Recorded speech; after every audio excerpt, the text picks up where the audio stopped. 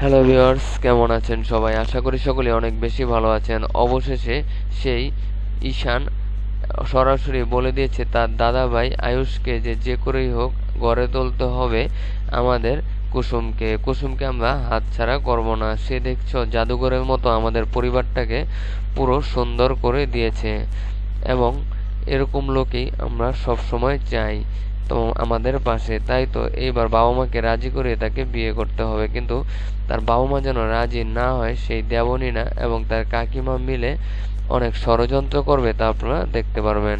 সিরিয়ালটি খুব ভালোভাবেই জমে উঠেছে। আগামী পর্বে দেখতে পারবেন বাবার কান্না সহ্য করতে পারবে না কুসুমের বাবার, অনেক বেশি কান্নাকাটি করবে, কারণ তার মেয়ে অপমানিত হয়েছে। সে ভেবেছে যে আসলে তার মেয়ে হয়তোবা সম্মানহানি হয়েছে, কিন্তু তার সম্মান বাঁচিয়েছে এই আয়ুষ।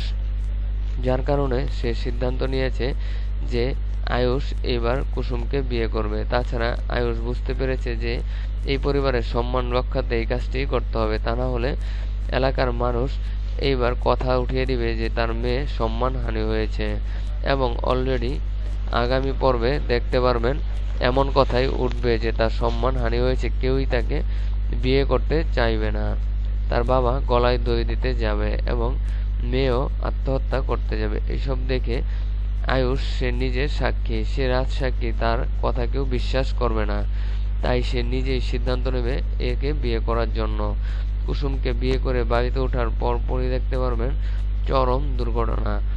সেই দেবনীনা কিভাবে ষড়যন্ত্র করে। তো ভিউয়ার্স, এখনকার পর্বগুলো আপনাদের কাছে কেমন লাগছে অবশ্যই কমেন্টে জানাতে ভুলবেন না। জি বাংলার সাথেই থাকুন। আমাদের এই চ্যানেলটা এখনো যারা সাবস্ক্রাইব করেনি অবশ্যই সাবস্ক্রাইব করুন।